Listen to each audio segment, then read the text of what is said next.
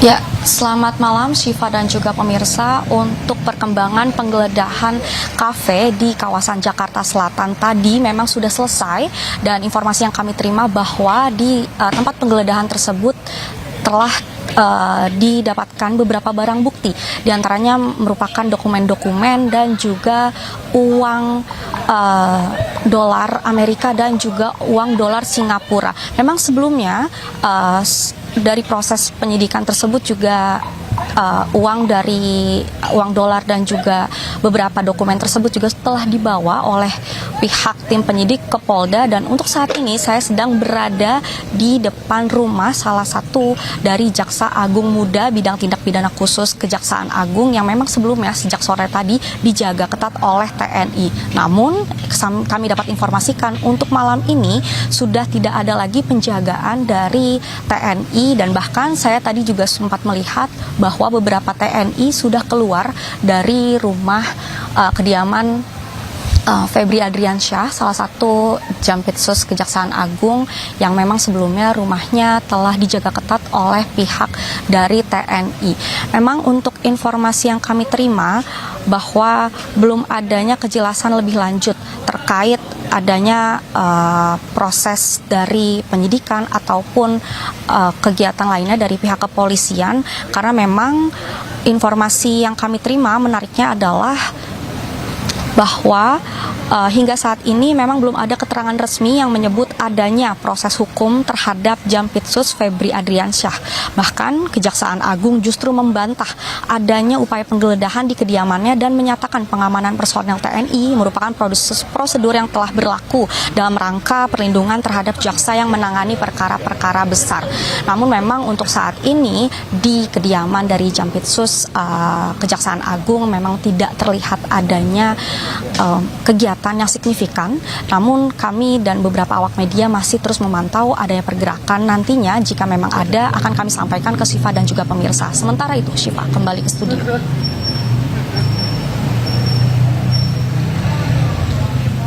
Baik, terima kasih atas informasinya, Kea Delorosa dari Jakarta. Polisi menggerebek dua tempat di kawasan Cipete, Cilandak, Jakarta Selatan pada Rabu siang.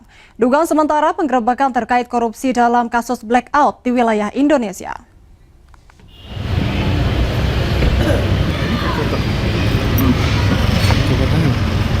Pak Kakor, ini ada pertemuan apa sih Pak? Ratusan personel Polri dari Satuan Brimob berjaga di dua tempat di Jalan Cipete Raya, Jakarta Selatan. Polisi menggerebek dua tempat, yaitu restoran dan jasa penukaran uang atau money changer. Penggeledahan ini terkait penyidikan dugaan tindak pidana pencucian uang yang berhubungan dengan 3 perkara korupsi, yaitu pengadaan batu bara PLN, PT Asabri, dan Krakatau Steel.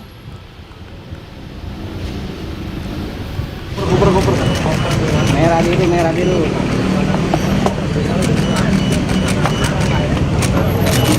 Hingga Rabu malam, polisi masih melakukan penggeledahan dan mengamankan dokumen-dokumen pendukung yang ada di lokasi untuk dilakukan proses penyidikan. Selain itu, polisi juga menyita uang tunai dengan jumlah fantastis dalam bentuk dolar Amerika Serikat dan Singapura. Uang tersebut ditemukan dalam berangkas besar yang disembunyikan di balik lemari di lantai 2 kafe. Terima kasih, penggeledahan alhamdulillah berjalan lancar. Di sini juga dilakukan oleh tim gabungan dari Kortas Tipikor dan Krimsus Polda Metro Jaya dibantu dari Makobrimob Polri untuk melakukan pengamanan. Ini merupakan suatu SOP yang harus kita lakukan.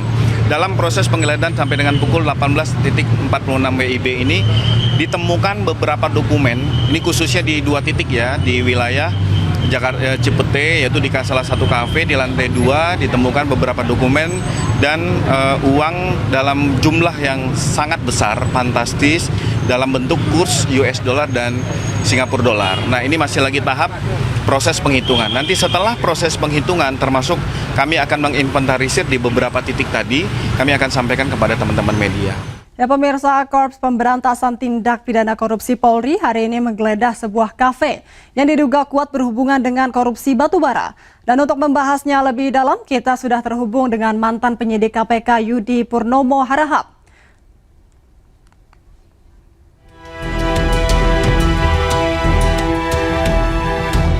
Polri mengungkap sejumlah wilayah di Indonesia mengalami pemadaman listrik atau blackout akibat dugaan korupsi dan pencucian uang terkait pengadaan penemuan kebutuhan pasokan batu bara pada sejumlah PLTU selama periode tahun 2018 sampai dengan tahun 2026.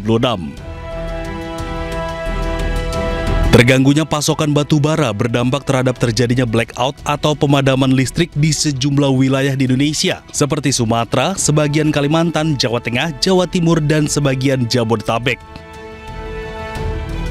Soal modus dari praktik korupsi tersebut diduga terjadi manipulasi dokumen kualitas batu bara yang dikirimkan atau dipasok. Kasus ini sudah masuk ke tahap penyidikan.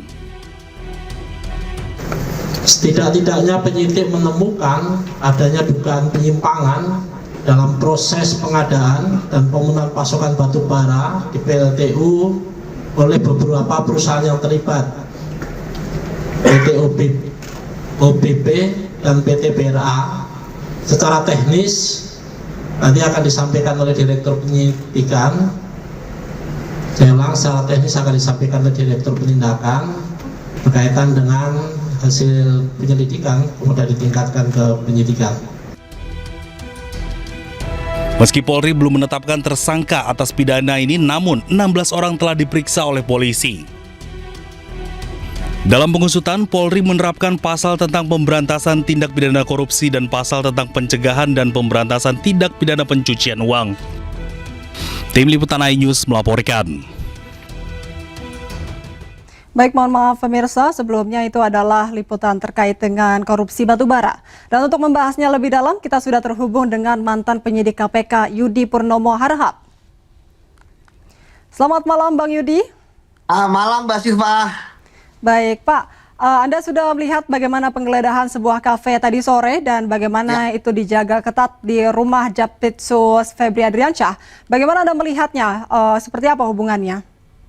Ya, yang jelas penyidik dari Kortas Tipikor dan juga Mabes Polri perlu kita apresiasi ya, karena langsung bergerak cepat pasca peningkatan status dugaan tindak pidana korupsi dalam suplai batubara yang mengakibatkan blackout yang merugikan masyarakat ini ya dalam aktivitas sehari-hari. Ya, itu ke penyidikan dan kemudian langsung melakukan penggeledahan.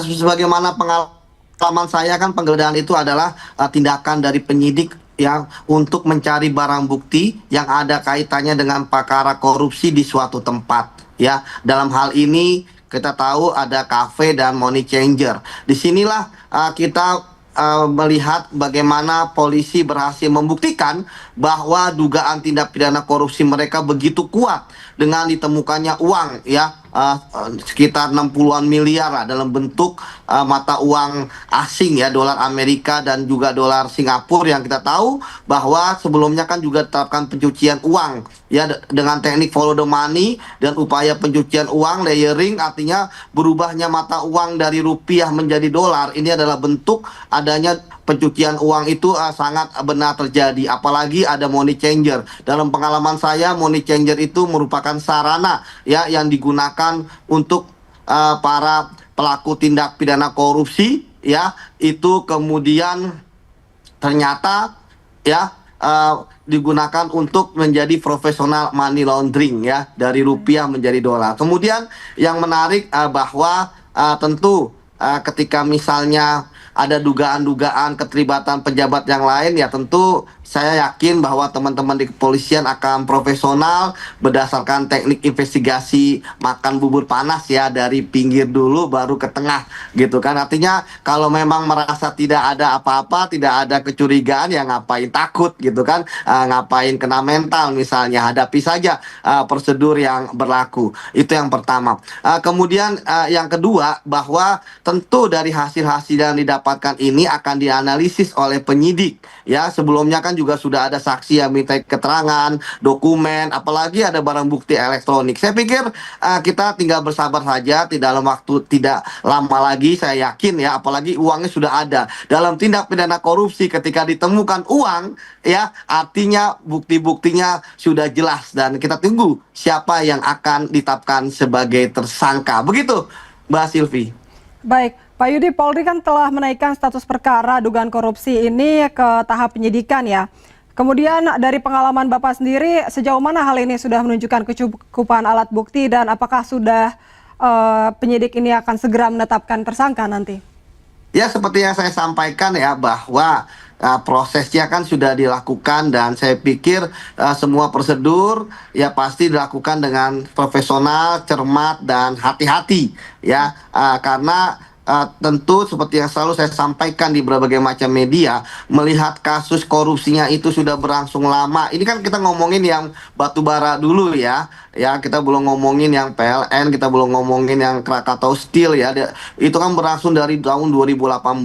Bagaimana sistem berani diobrak-abrik, bagaimana pengawasan yang ternyata sangat lemah. Bagaimana batu bara yang kalorinya tidak memenuhi syarat secara kuantitas maupun kualitas tetap dipaksakan. Bagaimana pembayarannya yang membayar full tapi tidak sesuai dengan spek tetap dibayarkan. Artinya tentu ada orang kuat di sini yang berpengaruh, yang ditakuti gitu ya, sehingga berlangsung dengan lama. Kemudian juga dari kerugian keuangan negara yang kita lihat 5 triliun. 5 triliun ini kan bukanlah angka yang imajiner ya, tetapi ini adalah uang semua karena ini dihitung dari sangat mudah menghitungnya dari kualitas barang yang tidak sesuai dengan spek, kuantitasnya yang kurang ya, dan kemudian yang dihitung berdasarkan juga pembayaran yang ternyata tidak sesuai, dan ini kita baru bicara mengenai real cost ya, kerugian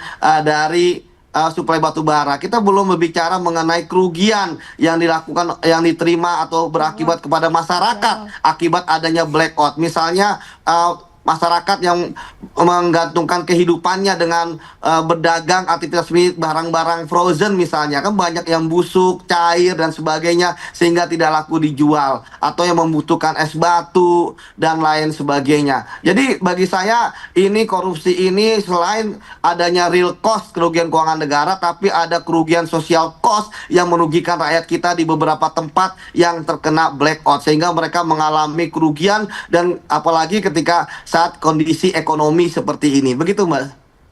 Baik, Pak Yudi. Semoga kasus ini akan segera bertemu dengan titik terangnya lebih lanjut lagi, Pak. Terima kasih banyak atas waktunya pada malam hari ini. Semoga sehat selalu, Pak Yudi.